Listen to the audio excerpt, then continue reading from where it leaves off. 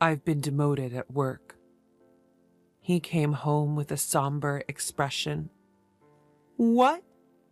I almost spilled the tea I was drinking. His company's performance has been poor recently, and I knew there were major personnel changes due to restructuring, but I never imagined it would hit Scott directly. Still, I think it's important to support him in times like this as his wife. Well, I guess we just had some bad luck. Times are tough, and I'm working too, so don't worry, I responded cheerfully. My name is Catherine, 50 years old. Currently, I'm working full-time in back office. I live with my husband, Scott, who is 2 years older than me, my high school sophomore daughter, Julia, and my 72-year-old mother-in-law, Ethel. Well, Ethel and I don't always see eye to eye, but since I'm working outside the house, we only see each other when I'm home, so I've decided to not worry about it. I told my daughter, "Your dad is a bit down because of the demotion, but try to act normally around him." However, Scott started to vent his frustrations, and that venting, well, it's often said that people vent their frustration on those closest to them, those they trust most, and indeed, all of it was directed at me. The next day, as I was cleaning the hallway during my day off, he passed by and suddenly said, "You've put on weight since we got married, haven't you?" Huh? Well, I am 50 after all. Even the gynecology pamphlets say that women tend to gain weight around menopause. But according to my company's health checkup, I'm not overweight, I replied. Then he said, "Forget the health checkup. Your figure is too unsightly. You're just being lazy if you're overweight. I'm embarrassed to be seen with you, with your barrel-like figure." What? I was at a loss for words when my husband suddenly said such a heartless thing. Then he said, "Ugly," and locked himself in his room. What's happening all of a sudden? I pinched my own side. I can pinch it. When I pinch it with my thumb and forefinger, it fits snugly with the curve, and I can tell that I've gained more than enough. But why now, all of a sudden? I felt as if I had been pierced by an arrow that had come flying at me out of the blue. So much so that I forgot I was holding the magician wiper in my hand. It was that much of a shock. The wiper slipped from my hand, clattering loudly as it fell onto the hallway floor. From that day on, Scott's attitude towards me became increasingly harsh. To make matters worse, my mother-in-law seemed to have listened to that weekend's argument, and she jumped on it. Then the power doubled. As I was climbing the stairs with a laundry basket, intending to hang the clothes, my mother-in-law descended from the second floor. No, she didn't descend. She just waited at the top of the stairs. She'd remark things like, "Oh, how awful. If only you weren't so fat, we could pass each other on the stairs. I wouldn't have to wait here because only one person can pass due to your obesity." Furthermore, when I served fried chicken for dinner, she'd say, "Isn't this what's making you fat?" and would remove my plate. She'd suggest that the three of us who aren't overweight should eat. My gynecologist told me, after middle age, you either get fat or you lose weight. But my mother-in-law was on the thin side. My mother-in-law was skinny like a dried-up tree. But I was still able to tolerate her petty harassment. Such nuisances had been commonplace, so I was somewhat used to it. What really pierced my heart was my husband's behavior. Since that incident, my husband, Scott, stopped talking to me. There was no thank you or that was delicious, even when I served him breakfast. He'd just silently eat and then get up. He'd silently enter and leave the bathroom. We still shared the bedroom, but he'd just turn his back and play with his smartphone. I couldn't stand being treated as if I were invisible.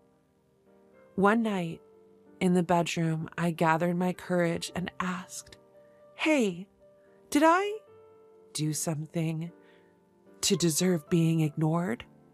He responded, "Not really, but I just don't want to talk to anyone other than humans."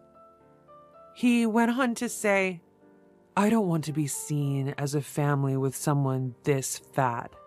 If you care about me, lose some weight." Huh? I was disheartened by his words. But it's inevitable after middle age, and you know it, right? Even though I walk 1.2 miles for commuting, I'm trying my best in my own way.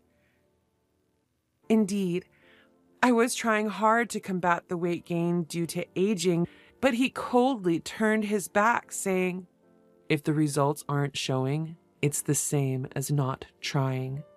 Don't talk to me anymore." From then on, he truly stopped responding to me. My mother-in-law continued to tease me about my weight, and whenever meat, fruits, or rice were on the table, she'd question, "Are you allowed to eat that? Are you aware?" And I ended up being able to only eat salads and boiled vegetables. Scott just watched all of this without saying a word, only moving his chopsticks in silence. I may be at the end of my marriage. I began packing my belongings in my spare time. If I'm going to be treated as heir by Scott, then maybe it would be better to just become invisible. When I told my daughter, "I'm thinking about going back to my parents' house," she responded, "Yeah, I get it. I've seen Grandma and Dad always pick on you during mealtimes. It's hard to watch. I'll go with you, Mom. We can live in your parents' house and I can still go to high school from there." And now, tomorrow is the day when the demotion I've known about for a while kicks in, right after the winter break. Scott came over with a smile, saying, "Let's have a drink, everyone, just this once." Starting tomorrow, the life without subordinates will begin for him. I wonder if he finds that unbearable. But by this time, I've lost the will to go along with it. Even his plastered-on smile is irritating. Scott says, "Let's have a nightcap during dinner. I'll make wine spritzers." This might be the first time he's spoken to me since the day after the announcement of his demotion. He adds, "Julia can have juice, and I'll make a wine spritzer for you too, Catherine." Then he places the prepared wine spritzers at 3 spots on the table. Strange. Why all of a sudden? When Scott turned his back for a moment to look for the TV remote, I sniffed the drink he had made. What? I smelled it faintly, but it was definitely that smell. I recognized the faint smell because I've used it in cooking before.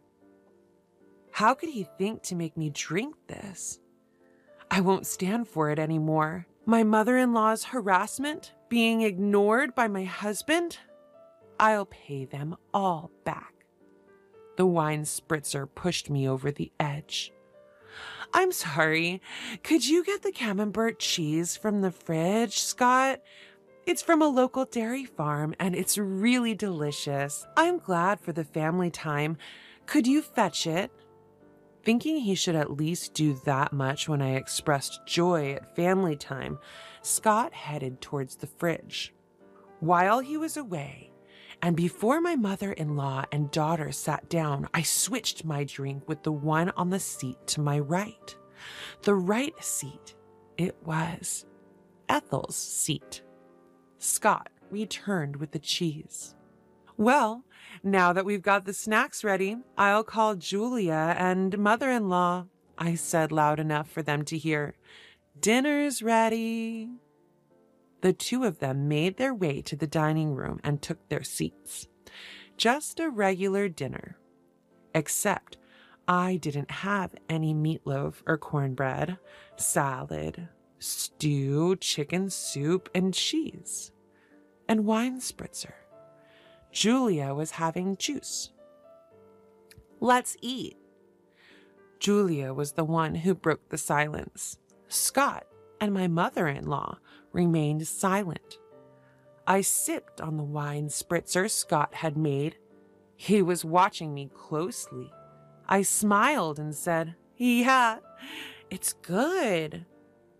Huh. Scott murmured something under his breath, but I ignored him. I dug into the salad and then took another sip of the wine spritzer. Suddenly, a beam of red liquid shot out from my mother-in-law.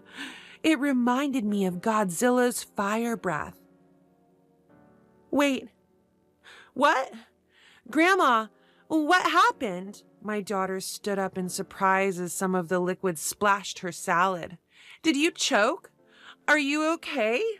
Julia grabbed a towel and quickly returned, but as she returned and handed the towel to my mother-in-law, who wiped her mouth.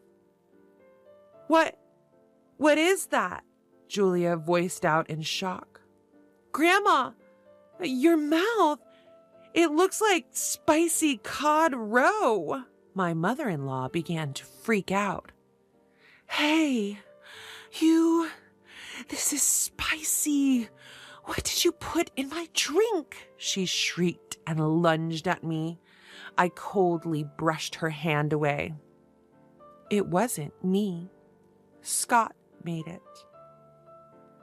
Being brushed off for the first time and hearing that Scott was responsible for the dish must have been quite a shock. What? My mother-in-law screamed, her lips still covered in sauce, then turned to look at Scott. He was shaking. I leaned towards Scott, resting my hand on the table to exert some pressure. You thought you could hide it in the wine spritzer, didn't you? I could smell it a little because I've used it before. That was drop of hell, wasn't it? Drop of hell. I had bought it at the food fair in Alabama. It's not as famous as death sauce, but because it has a hint of lime, I liked it more for its homey taste. That hint of lime was what I smelled, which means he mixed a considerable amount into the drink. My mother-in-law must not have noticed due to the smell of the wine spritzer or thought the lime smell was part of the flavoring. That's probably why she drank it. But regardless, this was a seriously malicious prank. Extremely vicious. Wait, Dad did that? Why? Julia wore a shocked expression. I actually intended for Catherine to drink it, Scott confessed. You should exchange it with yours, frothing at the mouth. Mother-in-law is also out of line. As soon as she found out it was meant for me, she wants to push it onto me. No way am I switching to that dangerous drink, I said in a low voice, maintaining my pressure on Scott. And then I cornered him. Explain why on earth you thought of doing something so outrageous. To this, he replied, You were staying chubby and spicy food boosts metabolism, so I thought I'd make it. Wow, that's pathetic. What a lame excuse, I laughed sarcastically. Did he really think that explanation would be acceptable? Utterly embarrassing. Pressured, my husband hesitated and slightly moved his chair back. I'm not crazy. This is a legitimate reason to support your diet. Here, exchange this with your cup and drink it. I made it for you. I closed in the distance. My husband retreated. What are you saying? As the one who made it, you should taste it to see if it's delicious. Come on. When I got up, I took the cup containing a drop of hell in front of my mother-in-law and threw it in front of my husband. I put it aside. Then I moved my face closer again. After ignoring me and treating me like air for so long, did you think I would honestly drink something you said you would make with a smile out of the blue? Didn't it occur to you in your empty head? Isn't it too childish? Come on, taste it. As the one who cooked it, you should take responsibility. I slammed the table. At that sound, my husband, thinking he could escape with a little more backpedaling, stood up from his chair and backed off. After a tense silence, drink it. A quiet voice spoke. My husband and I turned to the source of the voice. The voice came from our daughter, Julia. Julia started to speak as if she was squeezing out the words. Taking your frustration out on Mom, who supports you the most when things don't go well at work, and repeating cruel treatments. This is like a childish prank. I might not be supposed to say this to my parents, but it's too childish and unbearable to watch. Our daughter stood up, too. And she continued, facing her father. Is it wrong to be overweight? Mom wakes up early and walks to work, and she also brings lunch, so it's not like she's not trying. Then she turned to her grandmother. And you're going along with it, taking away my mom's dinner like fried chicken? What Grandma is doing is like middle school seniors and juniors. It's embarrassing. At those words, a flustered Ethel began to make a confused excuse. That's not it. I'm just worried that Julia's mom won't gain any more weight. She must want to be seen favorably by her granddaughter.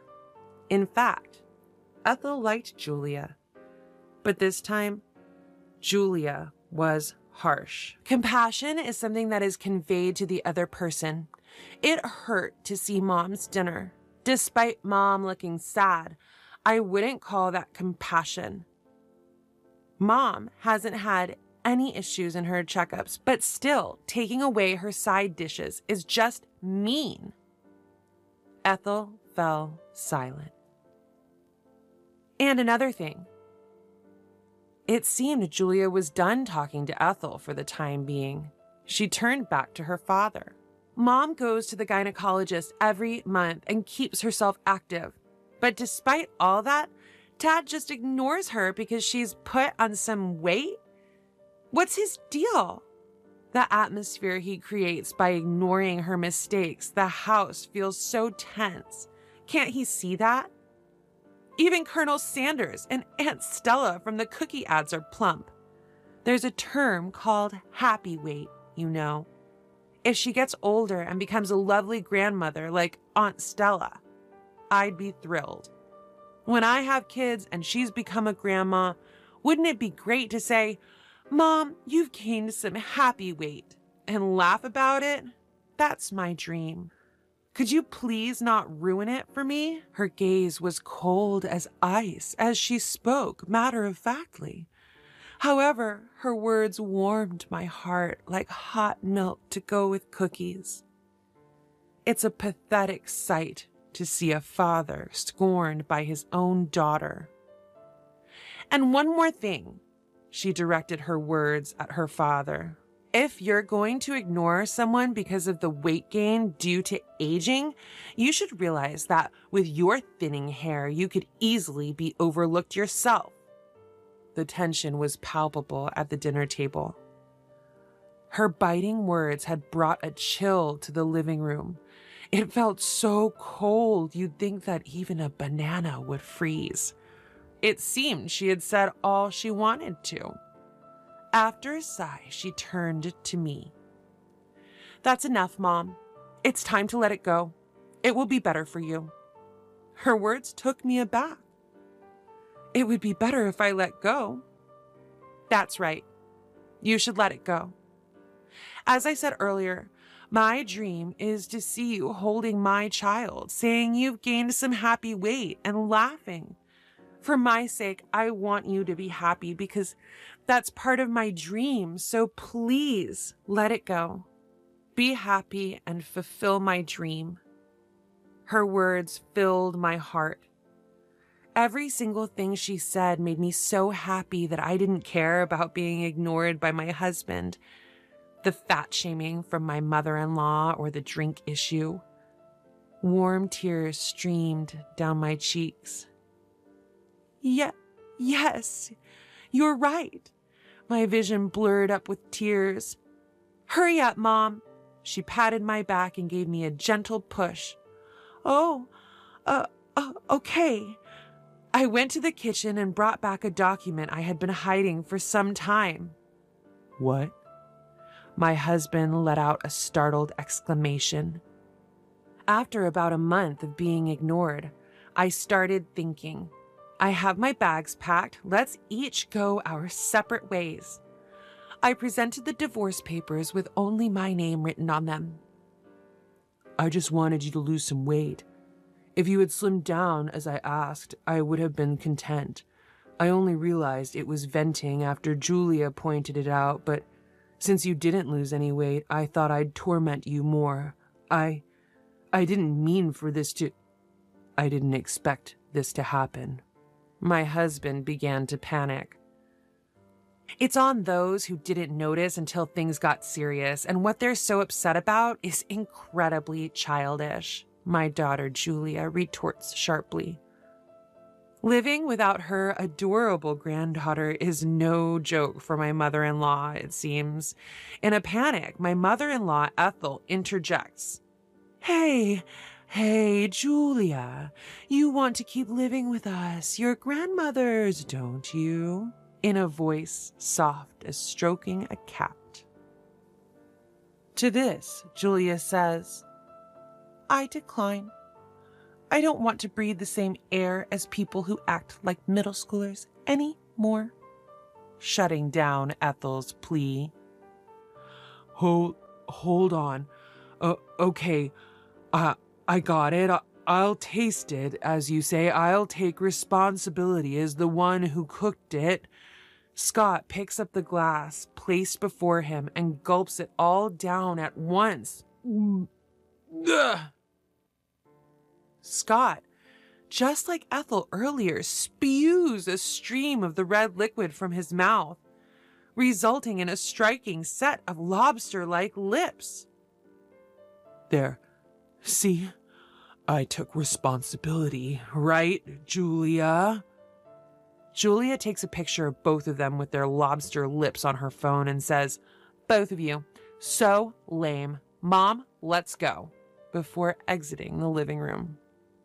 Yeah, I decide to follow her. So what's left behind is a dinner table splashed here and there with wine cocktail mixed with a drop of hell and a husband and mother-in-law with red lobster lips. I returned to my parents' house with Julia. When we explained the situation at home, both my mother and father were furious and went to confront Scott and Ethel. They brought back the divorce papers, and I ended up getting divorced. My ex-husband, Scott, has hit rock bottom in his career and ended up spending his remaining years without any significant achievements. Apparently, he had a habit of ignoring things he didn't like, even with his subordinates, and that led to his demotion, which I heard about just recently. On the other hand, my ex-mother-in-law, Ethel, who had been difficult and rarely went outside, seems to be stuck in a stalemate in a two-person household. Eventually, I got a call saying, "If you and Julia were here, it wouldn't be so stale. This is proven by the 17 years since Julia was born and we lived together. Please come back. I'll stop ignoring you." But there's no way I'm going back. Better gain weight while you can. Once you have grandchildren, you'll have more physical work to do. My mother jokes with a smile. That's true. Today, as always, I'm walking to work. On the way, my boss drives by and stops the car, offering, "Want a lift?" "No, thanks. I'm on a diet." "Just get in, Catherine." Yes, I've found a new boyfriend. Both of us have been divorced once, but because of that, we've both been through a lot and understand each other well. "Dieting is good and all, but it would be a problem if you're late," he says while driving. "I've never been late before," I respond, puffing up my cheeks. He glances my way and prods my puffed up cheek with his finger. "Give me the time you saved by riding in the car today for our conversation," he says. Ever the talkative boyfriend.